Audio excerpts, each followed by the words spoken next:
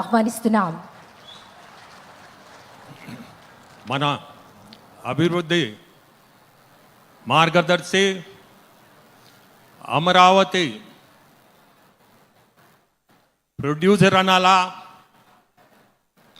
ఎందుకంటే మీ అందరికీ తెలుసు, ఈరోజు చరిత్రాత్మక దినం. ఈరోజు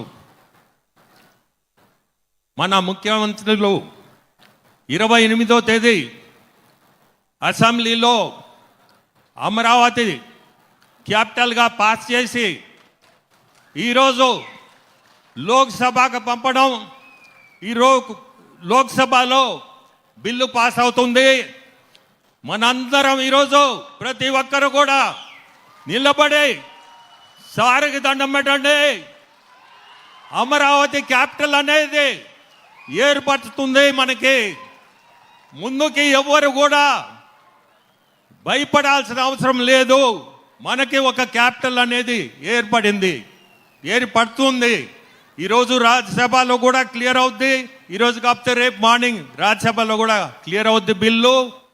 సో మనకి ఒక క్యాపిటల్ అనేది మన ముఖ్యమంత్రులు చంద్రబాబు నాయుడు గారు విజనరీతో ఇటువంటి చరిత్రాత్మక డిసిషన్ తీసుకొని అంతా 3 రోజుల్లో జరిపించడం అంటే దేశంలోనే ఇట్లా జరిగి ఉండదు.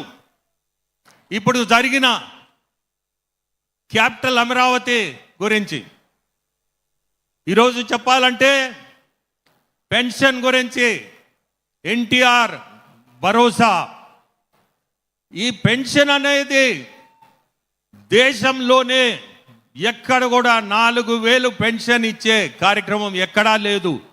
మన గవర్నమెంట్ తప్పక, ఆంధ్రప్రదేశ్ గవర్నమెంట్ తప్పక.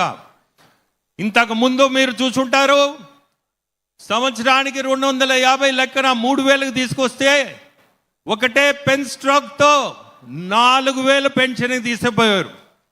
ఈరోజు ప్రతి ఒక్కరికి కూడా 4,000 అనేది దాదాపు 64 లక్షల మందికి మన రాష్ట్రంలో ఈరోజు ఈ పెన్షన్ కార్యక్రమం జరుగుతుంది.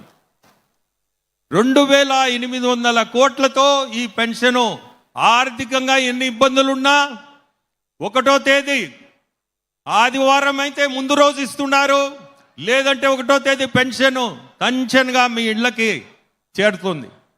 అటువంటి కార్యక్రమానికి ఈరోజు మన ముఖ్యమంత్రులు వింజమోను, ఉదయగిరి కాన్స్టిట్యున్సీలు వింజమోనికి రావడం చాలా సంతోషం. ఈరోజు చెప్పాలంటే నెల్లూరు జిల్లాలో పెద్ద పరిశ్రమలు రాబోతున్నాయి. బీపీసీఎల్, ఇండోసోల్, కిసాన్ సెస్ 30 సంవత్సరాల నుంచి పక్కన పడి ఉండింది, అది క్లియర్ అయింది.